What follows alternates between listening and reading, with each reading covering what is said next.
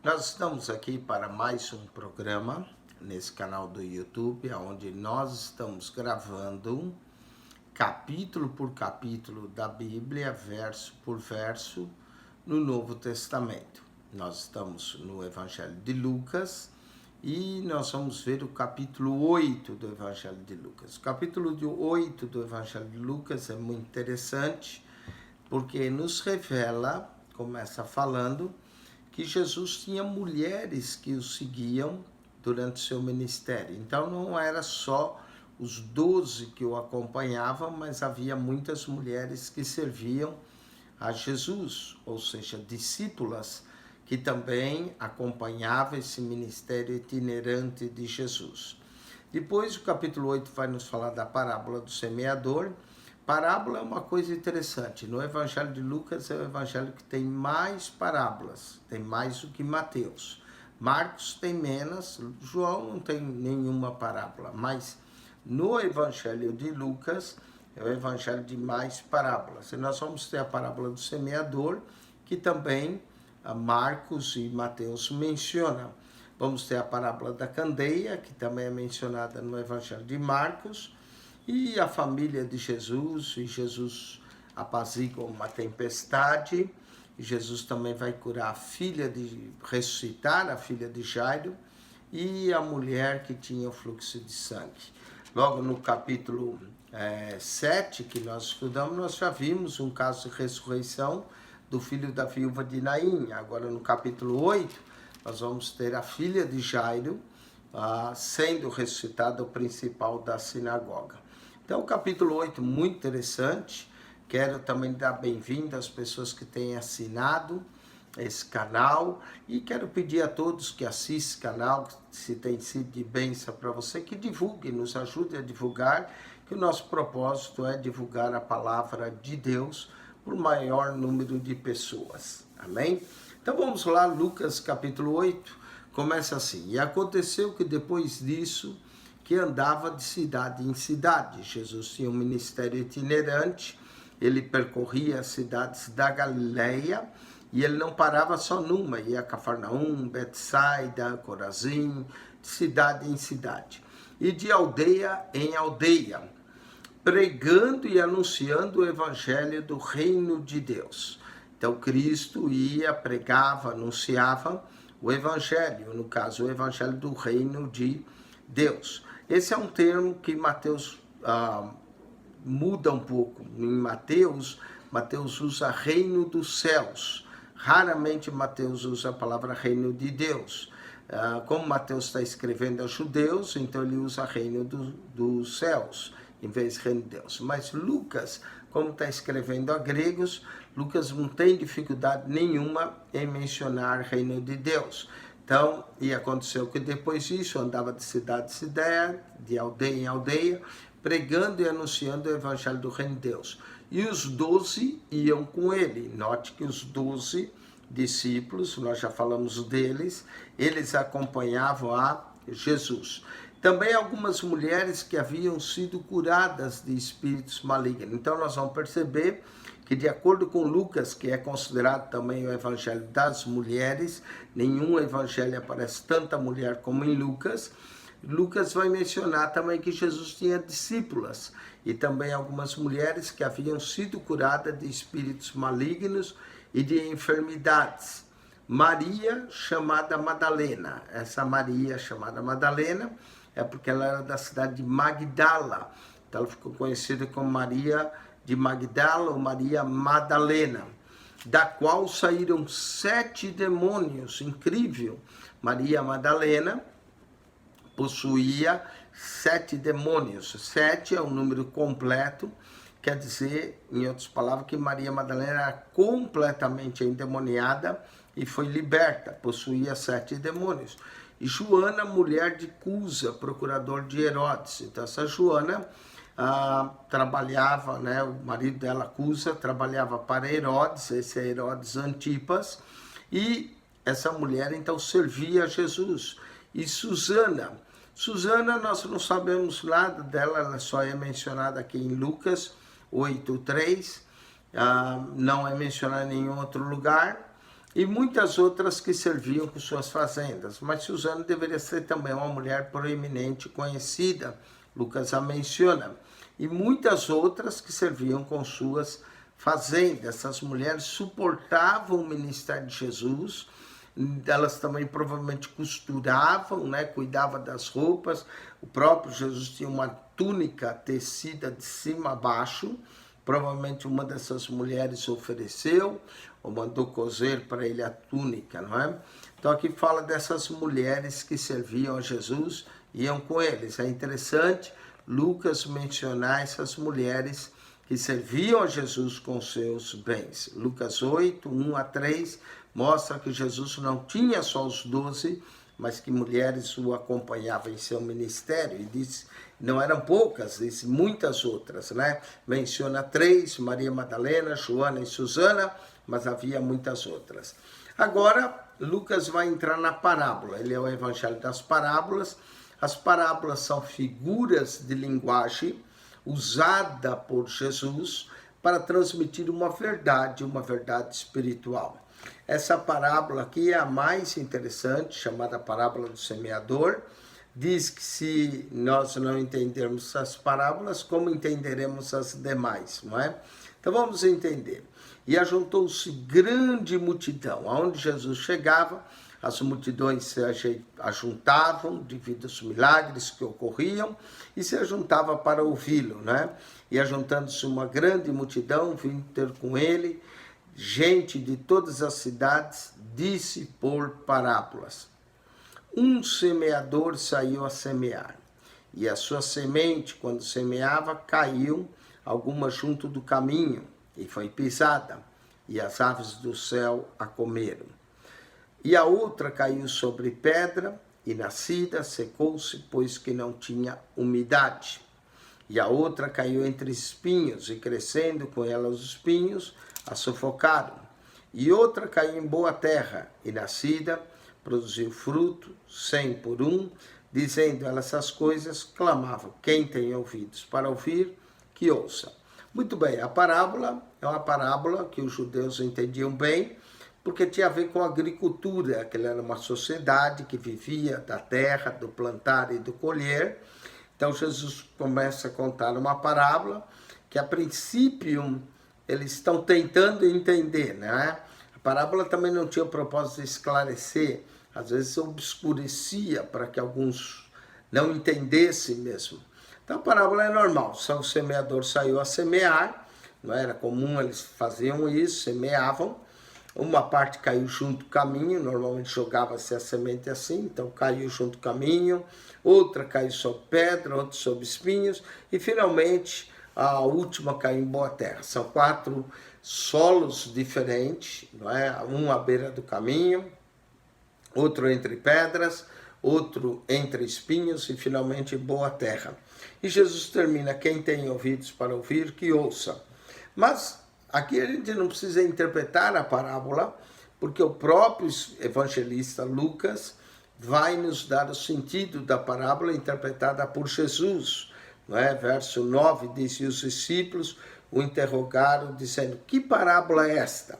Muito bem, agora vem a explicação dos próprios Jesus para nós. Então nós não precisamos criar nenhuma explicação, basicamente é ler e entender. Vamos ver a explicação.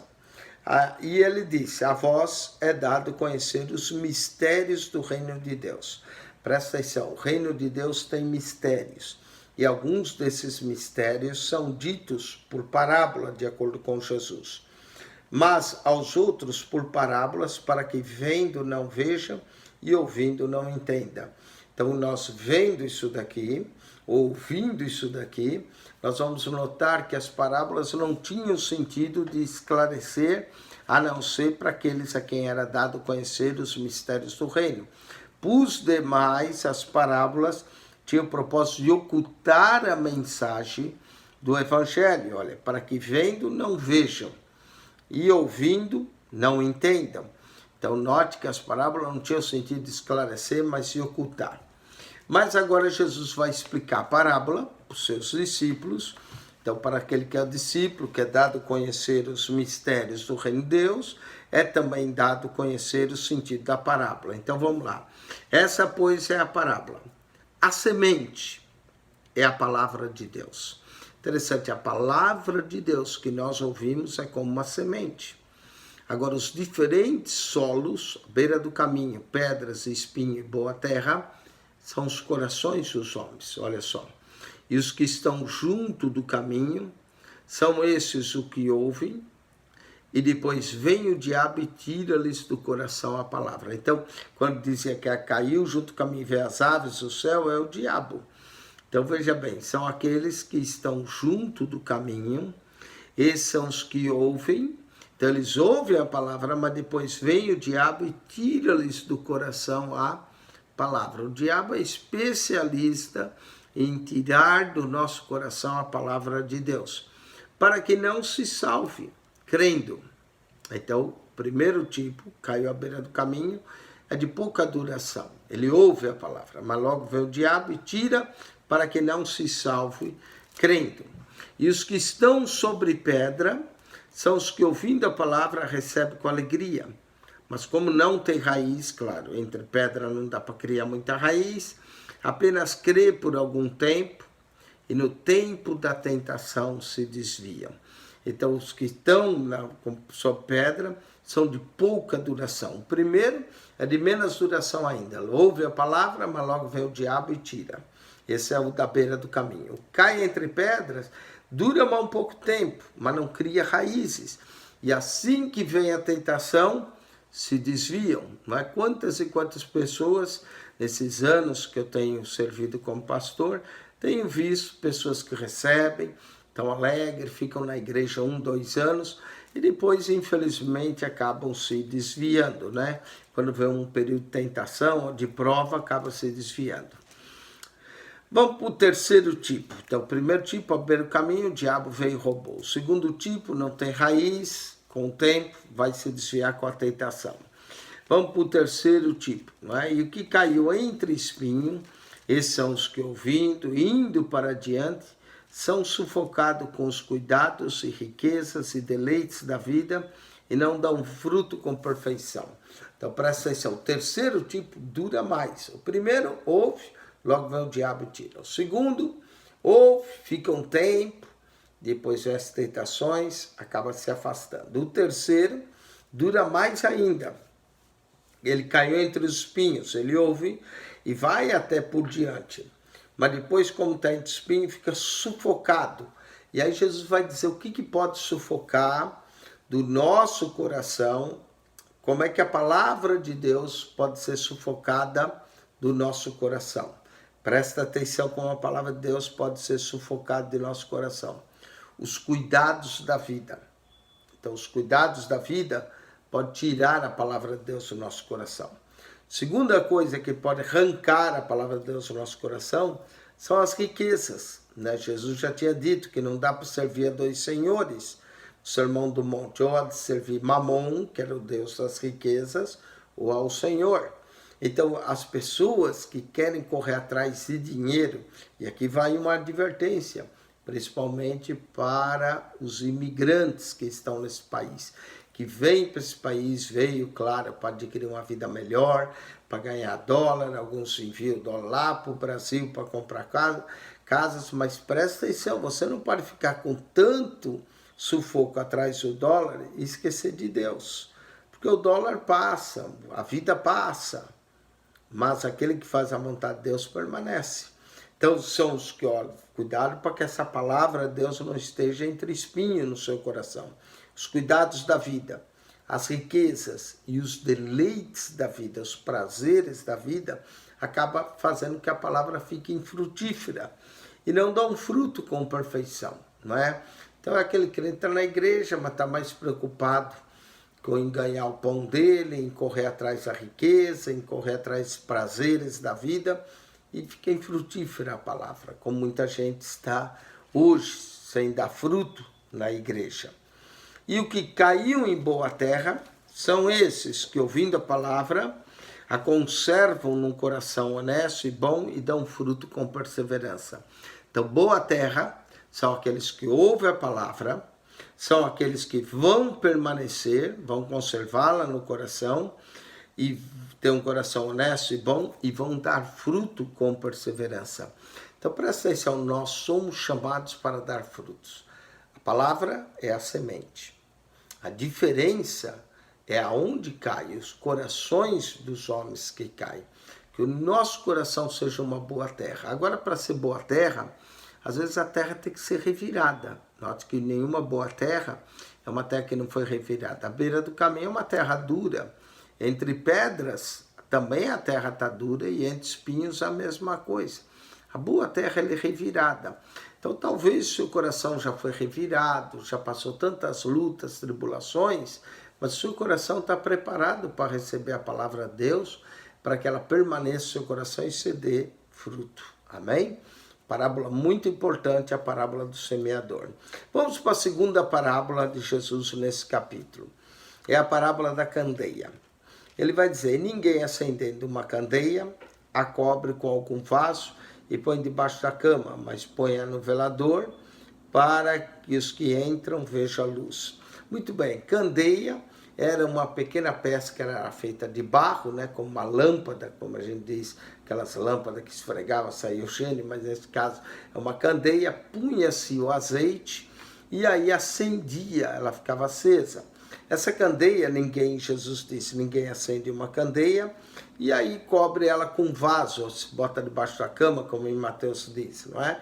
Não se põe debaixo de um vaso, ou debaixo da cama, que também aqui diz, ou põe-se debaixo da cama, mas põe no velador. O velador era uma pequena patamarzinho que tinha assim no meio da parede, que quando eles acendiam a candeia, eles punham ali era chamado velador, porque era mais alto, aí a luz iluminava, então dava para a pessoa ler, dava para a pessoa ter uma claridade, não era muito grande, porque essas lâmpadas de óleo não dão muita luz, né? Uma pequena chama de fogo, mas punha-se no velador para dar claridade a todos que estão na casa.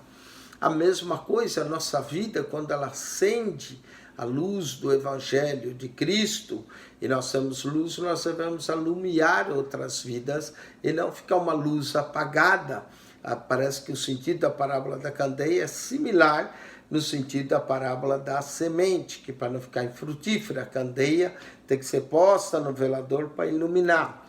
Porque não há coisa oculta que não haja de manifestar, nem escondida que não haja de saber e vir à luz. Ou seja, nada se esconde aos olhos de Deus, tudo um dia virá à luz.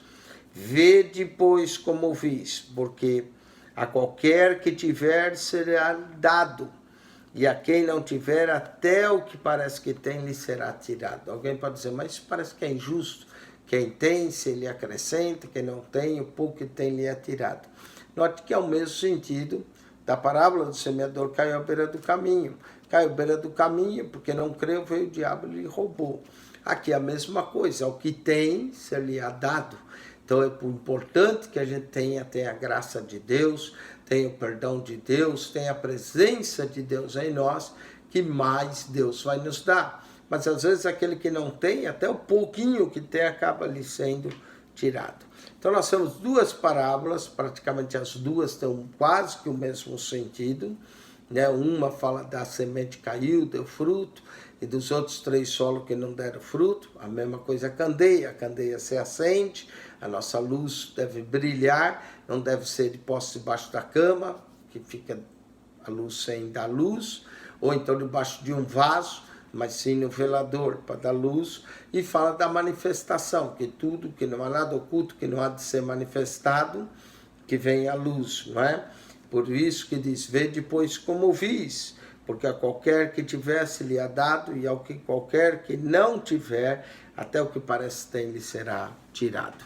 Duas parábolas que nos ensinam acerca do reino, acerca da luz e da importância que a palavra de Deus quando cai no nosso coração.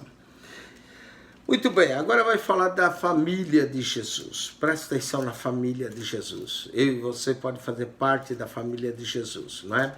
Mas Jesus tinha uma família natural, que era composta de Maria, sua mãe, José, seu pai, o carpinteiro. José, como não é mencionado, acredita-se que José talvez já tinha falecido depois que Jesus iniciou seu ministério. Então, sua mãe e seus irmãos. Jesus tinha irmãos também. Marcos 6,3 menciona o nome dos irmãos de Jesus. Mas aqui menciona que eles foram ter com Jesus. E foram ter com ele sua mãe e seus irmãos, e não podiam se aproximar dele por causa da multidão. Muitas vezes nem a mãe, nem os irmãos de Jesus chegavam perto devido à multidão. E foi-lhe dito: estão lá fora tua mãe e teus irmãos e querem ver-te. Mas respondendo, ele disse: minha mãe e meus irmãos são aqueles que ouvem a palavra de Deus e a executam. Muito bem, essa passagem parece até que Jesus foi mal educado com sua mãe, seus irmãos, mas a grande verdade é que se nós formos para Marcos capítulo 3, verso 20, nós vamos ver que a mãe e os irmãos de Jesus saíram para o prender, porque diziam que ele estava fora de si. E aí Marcos 3,30, que é a passagem paralela, 3,31 a 35, que é a passagem paralela a essa, nos revela que quando sua mãe chegou e falaram para Jesus que tua mãe e teus irmãos estão lá fora, ele respondeu dessa forma, porque a intenção deles, na verdade, era de prender a Jesus, porque eles diziam que Jesus estava fora de si. Até Jesus foi considerado louco pelos seus familiares, não é? Então essa é a passagem paralela, leia Marcos 3, 20, 21, você vai ver que eles saíram para prender Jesus. Mas a resposta de Jesus também tem algo interessante, que foi ter com ele, sua mãe e seus irmãos, não podiam aproximar-se devido à multidão.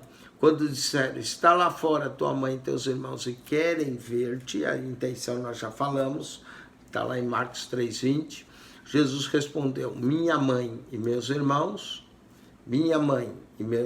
presta atenção. Tem muita gente que quer honrar a mãe de Jesus, e de fato ela foi uma mulher honrada, Maria, mas Jesus mostra nessa passagem que qualquer mulher pode se tornar mãe de Jesus e qualquer homem pode se tornar irmão de Jesus.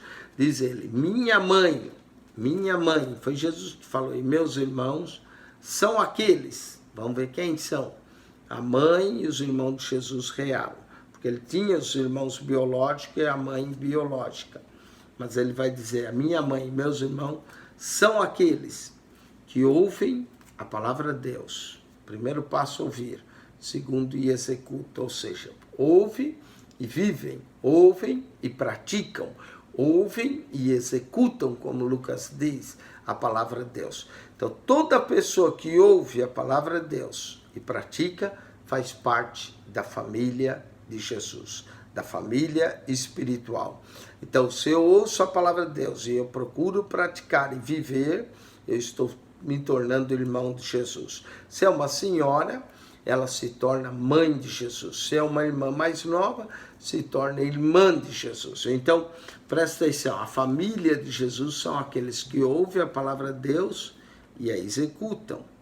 Não é? Na parábola do semeador, ouviu a palavra de Deus, mas ficou infrutífera, não criou raiz, veio o diabo e arrebatou do coração. Aqui não, ouve e executa. Boa lição Jesus traz. Bom, vamos ver o que acontece agora.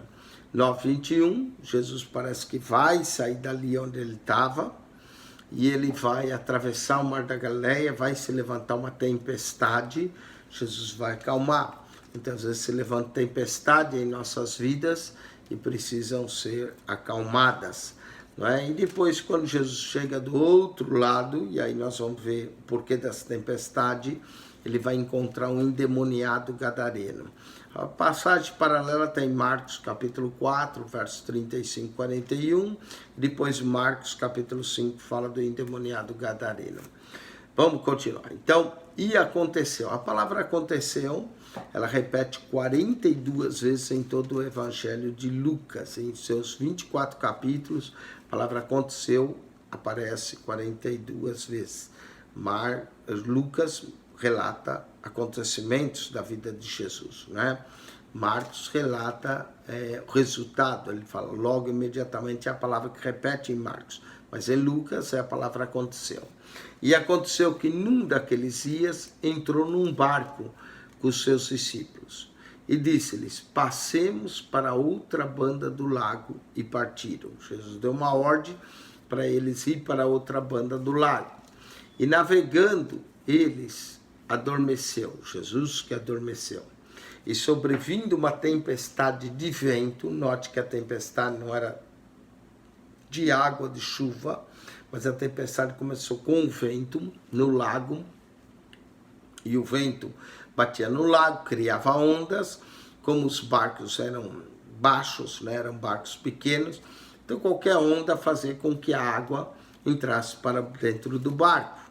Muito bem, andar de barco é muito bom, só que tem um detalhe, a água tem que estar do lado de fora. Quando a água começa a entrar para dentro do barco, o barco fica mais pesado e a tendência é afundar. E era o que estava acontecendo aqui. Navegando eles, Jesus estava adormecido. Sobreveio uma tempestade de vento no lago e o barco enchia-se de água, estando eles em perigo. Perigo aqui é perigo de vida. E chegando-se a ele, o despertaram. Eles foram acordar de Jesus. Jesus estava dormindo, dizendo: mestre, mestre. A repetição do termo mestre, mestre, é para chamar atenção de fato, né? E o desespero revela um pouco. Mestre, mestre, estamos perecendo. O barco já estava cheio de água, né? E levantando-se, repreendeu o vento. Jesus repreende o vento das nossas vidas e a fúria das águas. Então ele repreende o vento, mas também a fúria das águas, e cessaram, e fez-se bonança. Bonança, aquela calmaria, não é? Fez-se bonança, e disse: onde está a vossa fé?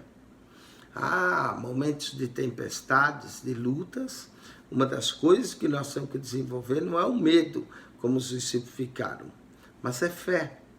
Eu sei que às vezes é fácil falar sobre fé quando a gente está num lugar seguro, não está no vento, não tem água, num barco afundando, mas muitas vezes é preciso ter fé. Jesus vai dizer: onde está a vossa fé? E eles, temendo, maravilharam-se, dizendo uns aos outros: quem é esse que até os ventos e a água manda e lhe obedece?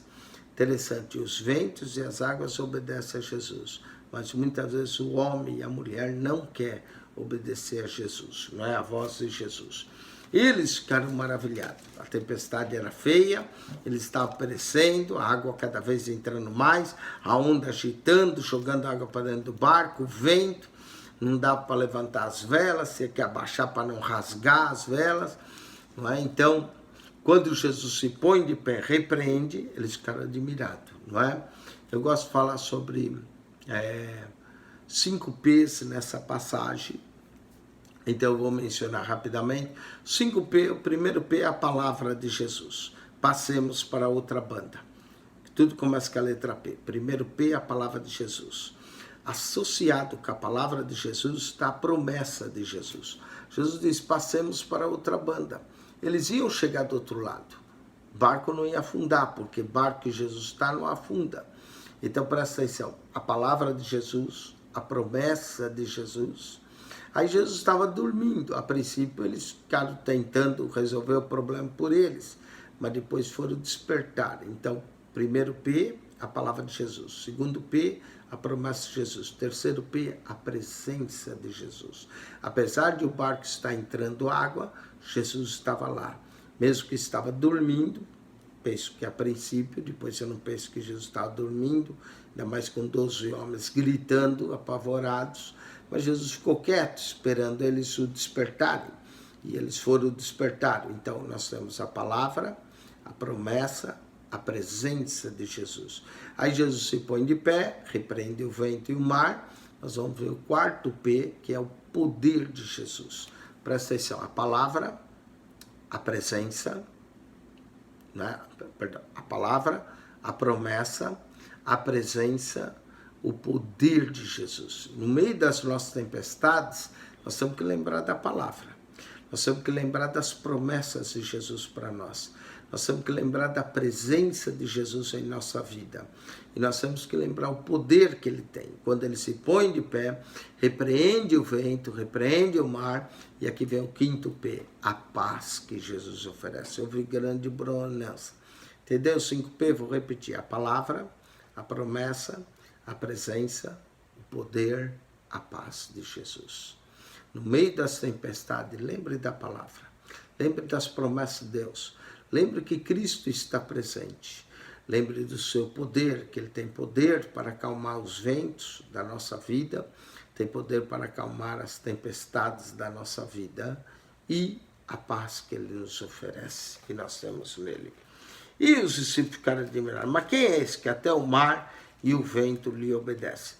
A palavra, quando diz que Jesus repreendeu o vento e a fúria da água, é a mesma palavra que ele usa para repreender os demônios, como vai repreender aqui um demoniado gadareno, o que nos dá a ideia que essa tempestade se levantou para impedir Jesus de chegar à terra de Gadar.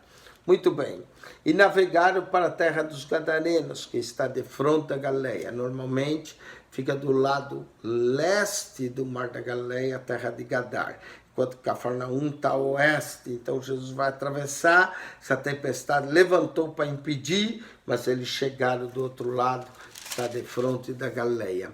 E quando desceu para a terra, saiu-lhe ao encontro, vindo da cidade, um homem que desde muito tempo estava possesso de demônios. O Espírito Santo vem morar e habitar no crente, mas o demônio vem possuí-lo. Ele entra sem autorização e deixa a pessoa possessa. Não existe coisa pior do que ver uma pessoa possessa de demônios. E nesse caso, esses demônios que tormentavam esse homem, faziam com que ele andasse nu, faziam com que ele tirasse a roupa. Acho que em alguns lugares por aí que algumas pessoas gostam de andar nu, pode crer que estão possessos, né? Estava possesso de demônios e não andava vestido, andava pelado, não andava vestido, nem habitava em qualquer casa. Parece que esse homem não tinha casa, não habitava em casa, vivia nos sepulcros. Que lugar terrível para viver entre os mortos, né? Que espírito de morbidade, que demônio terrível, não é? Esse homem estava totalmente possesso, não andava vestido, nem habitava em casa, mas nos sepulcros. Parece que era um demônio de morte, de destruição que estava ali. E quando viu a Jesus, prostrou-se diante dele. Diante de Jesus, os demônios se prostram, os anjos se prostram, e nós também devemos adorá-lo. Quando viu a Jesus, prostrou-se diante dele, exclamando e dizendo, em alta voz, que tenho eu contigo, Jesus, Filho do Deus Altíssimo. Interessante, os demônios sabem quem Jesus é. Os demônios sabem até o título de Jesus, Filho do Deus Altíssimo. Peço que não me atormentes. Os demônios, o papel deles é atormentar, mas quando chega alguém maior, como Jesus, não é? No mundo espiritual, os demônios agora pedem para que Jesus não os atormente, porque tinha ordenado ao espírito imundo, era um espírito imundo, que saísse daquele homem, pois já havia muito tempo que o arrebatava. E guardavam-no preso com grilhões e cadeias, mas quebrando as prisões era impelido pelo demônio para os desertos. Note que esses demônios davam força ao homem quando ele era preso por grilhões e cadeias, ele arrebentava tudo e saía para o deserto. E perguntou-lhe Jesus, qual é o teu nome? Jesus pergunta no mundo espiritual, não que ele não soubesse. Parece que o texto da pergunta de Jesus é retórica, esperando a resposta daquilo que Jesus já sabia, né? Mas talvez para esclarecer o leitor, né? Jesus faz essa pergunta e Lucas registra, qual é o teu nome? E ele disse, Legião. Legião, normalmente uma legião romana, possuía 4.800 soldados a pé, mais 1.200 soldados de cavalaria. Eram 6.000 soldados. Se fosse o mesmo número de uma legião romana, esse homem possuía 6.000 demônios. Logo no capítulo 8 diz que Maria Madalena tinha 7, mas esse homem tinha uma legião, ou seja, possuía muitos demônios na sua vida, não é? Era um homem com uma legião de demônios. Como eu disse, uma legião romana possuía 6.000 soldados, 4.800 de infantaria, que andava a pé, mais 1.200 de cavalaria, 6.000. Então, note que é uma legião grande desse homem. Ele disse legião porque tinha entrado nele muitos demônios, mas muitos mesmo. E rogava que os não mandasse para o abismo. Jesus tem o poder de mandar os demônios, não queria ir para o abismo, e andava ali passando no monte uma manada de muitos porcos. Bom, em primeiro lugar, o porco era considerado um animal imundo, e aí surge a pergunta o que havia ali uma manada de porcos.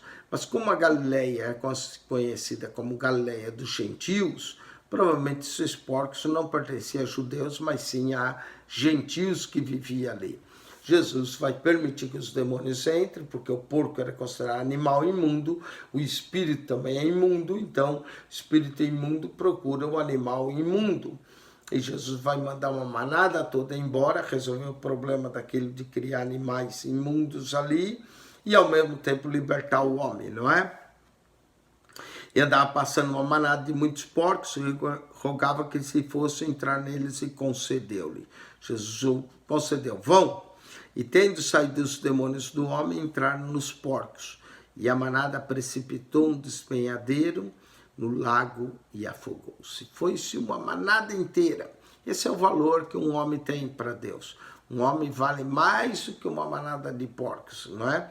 Jesus permitiu para mostrar o grande valor que esse homem tinha. E aqueles que guardavam os porcos, os porqueiros, não é? Vendo o que acontecera, fugiram e foram anunciar na cidade e nos campos. Olha, os porqueiros, aqueles que cuidavam dos porcos, presenciaram aquilo que aconteceu e eles foram os primeiros a anunciar. E saíram e a ver o que tinha acontecido e vieram ter com Jesus. Em vez de cidade se alegrar, note o que vai acontecer.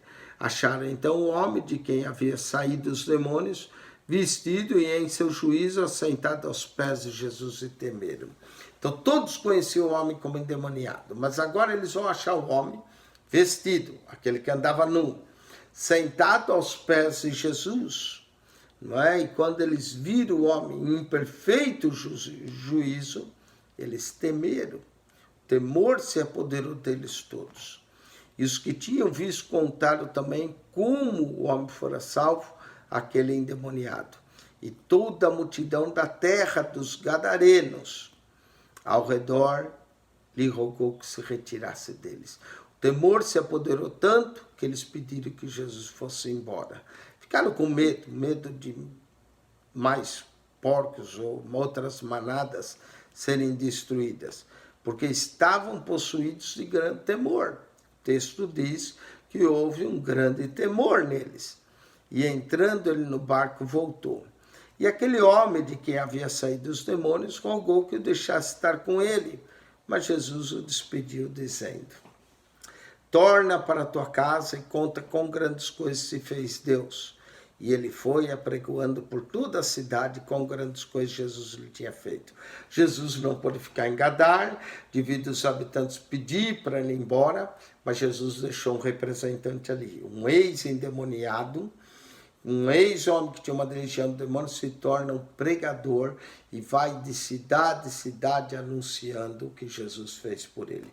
Toda vez que Deus nos concede um milagre, nos concede uma bênção, é para que nós anunciemos o nome de Jesus, não é?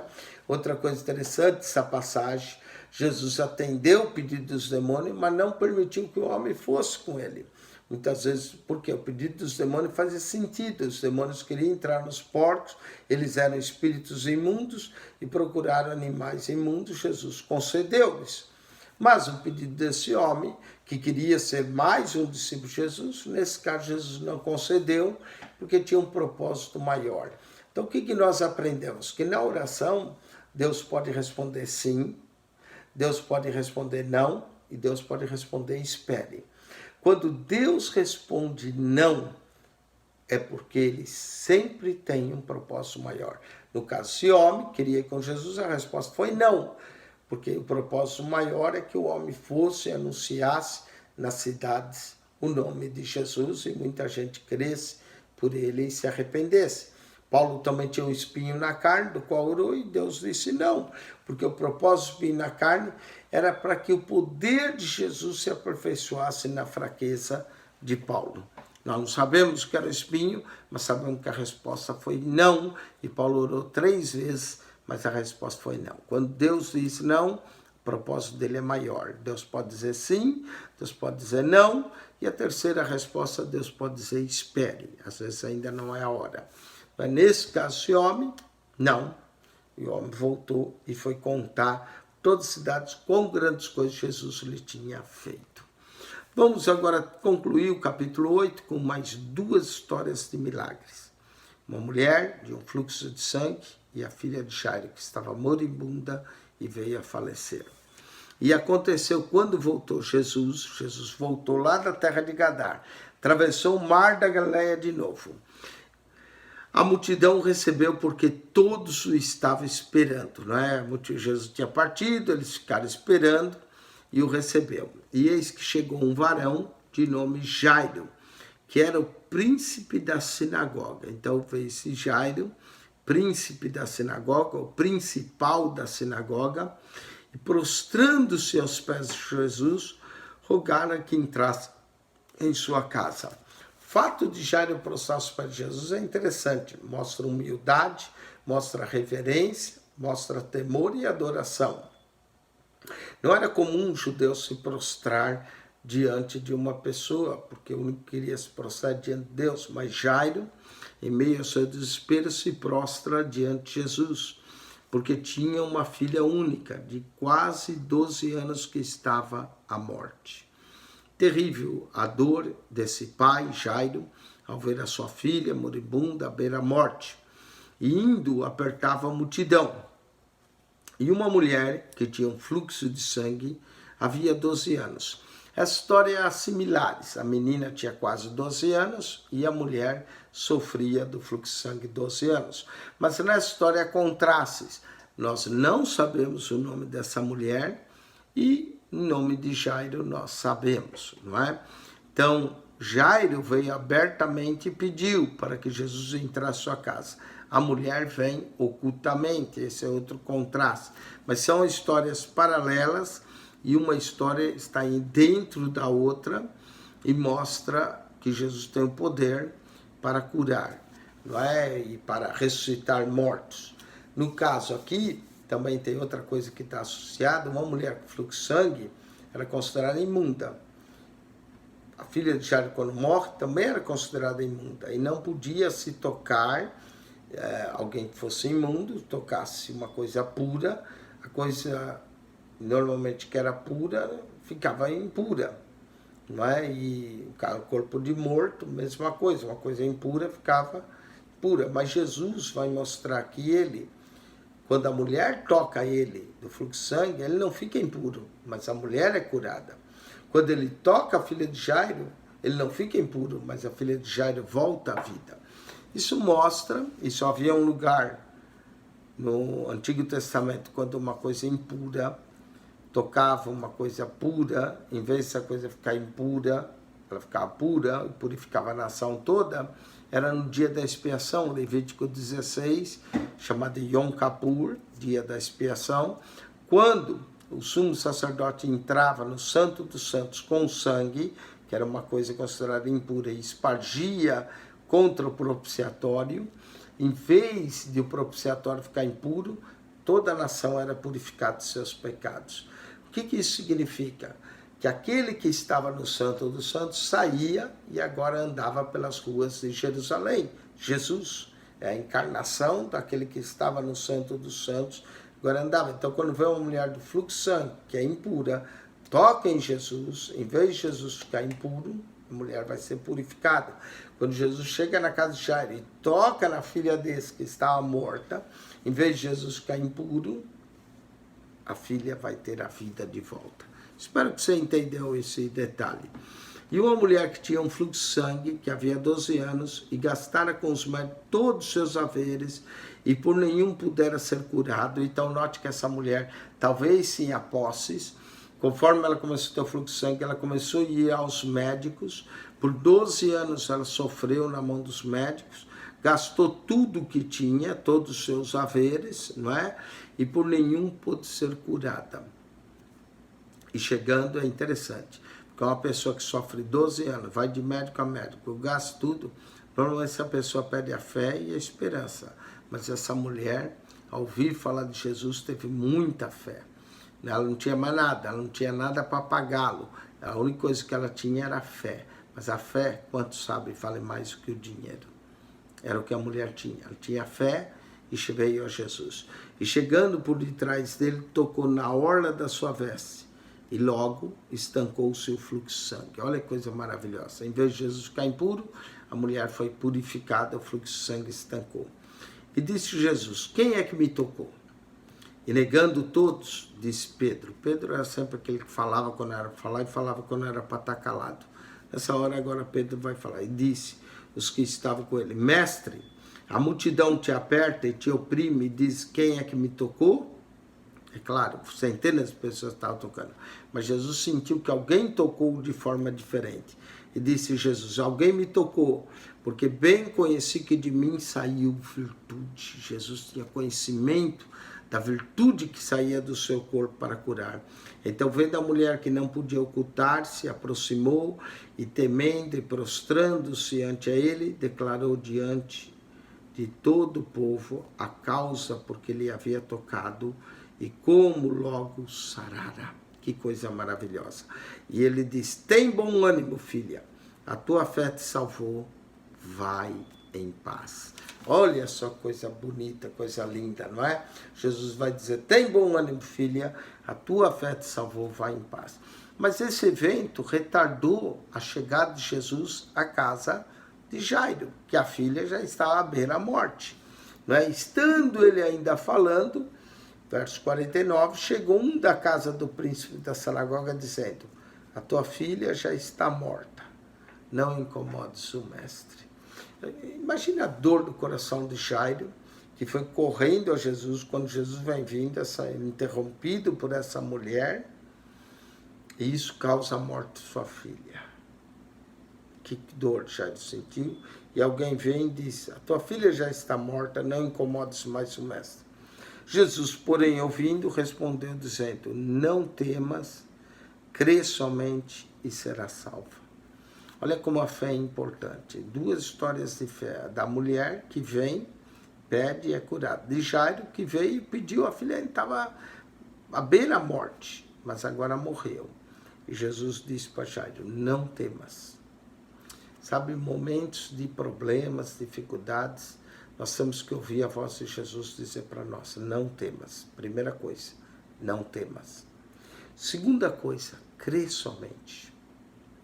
Como é importante a fé, mesmo em situações parece perdidas. Não temas, crê somente e será salvo. E será salvo. E entrando em casa, ninguém deixou entrar. Jesus às vezes limitava, né? Porque tinha gente que atrapalhava o milagre, tem gente que atrapalha. Imagine lá Tomé ia atrapalhar, duvidava de tudo, não é? Então Jesus não deixou ninguém entrar, a não ser Pedro, Tiago e João, os discípulos mais chegados. Pedro, que era aquele que sempre falava quando era para falar, Tiago, irmão de João, e João, o discípulo amado, e o pai e a mãe da menina. Então, note que com Jesus só entrou 5 pessoas, Pedro, Tiago e João, o pai e a mãe da menina. 5 pessoas Jesus permitiu. Toda vez que você vê os 5, lembra do Pentateuco, dos 5 primeiros livros, né? Estava o pai, a mãe da menina, Pedro, Tiago e João. E Jesus, e todos choravam, Jesus chegou lá, verso 52, e todos choravam, claro, a menina tinha falecido, e pranteavam. Tinha gente que era contratada para fazer barulho nos funerais, choro e pranteavam. E ele disse, não choreis, não está morta, mas dorme. Para Jesus a morte é como um sono, como dormir, por isso que a gente diz, dormiu no Senhor, descansa em paz, mas é um eufemismo, né? Eufemismo tenta reduzir o sentido da palavra morte.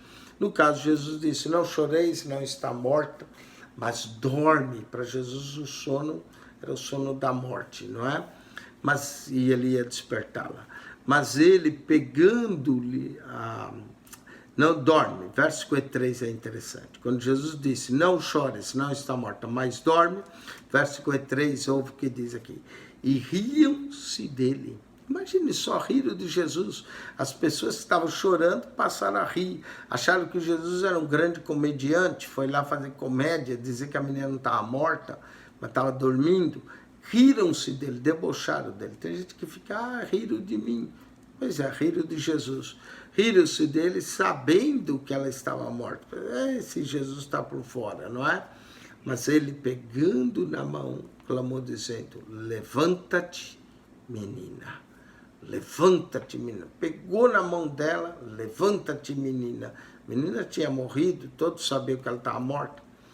Olha o verso 55, e o seu espírito voltou. Quando Jesus dá ordem, não importa onde o espírito está, volta. Né? O que é a morte? Aqui mostra claramente, morte é a separação do espírito e da alma do corpo. Mas quando Jesus pegou na mão, o espírito da menina, voltou para dentro dela, o espírito de vida. E logo se levantou e Jesus mandou que lhe desse comer. Devia estar com fome, não é? Ou devia ter horas que não comia devido à doença. Mas agora o espírito volta, ela volta à vida. Jesus mandou que lhe desse comer. E seus pais ficaram maravilhados, claro. Jairo tinha recebido a notícia, não incomode o mestre, está morta, a mãe devia estar chorando. Mas agora chega Jesus, põe a mão, ergue a menina volta, seus pais ficaram maravilhados. Eles mandou que a ninguém dissesse o que havia sucedido. Esse é chamado o segredo do Messias. Ele opera o milagre, pede que não diga, que não divulgue. Tem gente que se fizesse um milagre desse, ia pôr no Facebook, divulgar para todo lado. Jesus é diferente. Jesus disse, olha, não precisa falar nada, não divulgue. Mas claro, ninguém aguenta ficar quieto, vão divulgar a sua fama. Com isso, nós encerramos o capítulo 8. Capítulo maravilhoso, começa falando de mulheres que seguiram Jesus. Depois nós temos duas parábolas, a parábola do semeador, a parábola da candeia. Depois nós temos a história da família de Jesus. Depois Jesus atravessa, enfrenta uma tempestade, acalma essa tempestade. Jesus tem o poder de acalmar essa tempestade. Chega do outro lado, liberta o endemoniado gadareno que andava nu, dá-lhe roupa, o homem fica vestido, manda uma manada de porcos embora para salvar esse homem.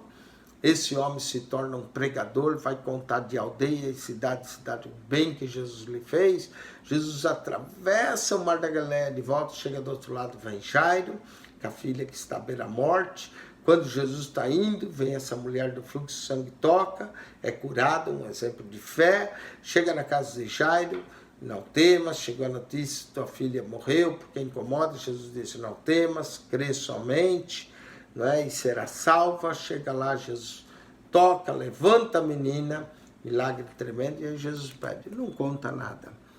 Mas como não contar um milagre tão grande? Com isso termina Lucas 8. Nós vamos voltar para Lucas 9, que vai falar da missão dos 12, vai falar de Herodes Tetrarca, João Batista, vai falar também da multiplicação de pães e peixes. Então você não quer perder o capítulo 9 de Lucas também. Que Deus abençoe, que esteve convosco mais uma vez, pastor Eugênio Piacentini, explicando para você verso por verso, detalhe por detalhe, do capítulo 8 de Lucas. Deus te abençoe, assista os outros programas, capítulo 7, 6, todos os nossos comentários, divulgue o nosso canal para os seus amigos, para que todos possam ouvir esse programa onde estamos apresentando a Bíblia para você. Deus te abençoe, que a graça de nosso Senhor Jesus seja contigo, o amor de Deus e as ricas consolação do Espírito Santo de Deus.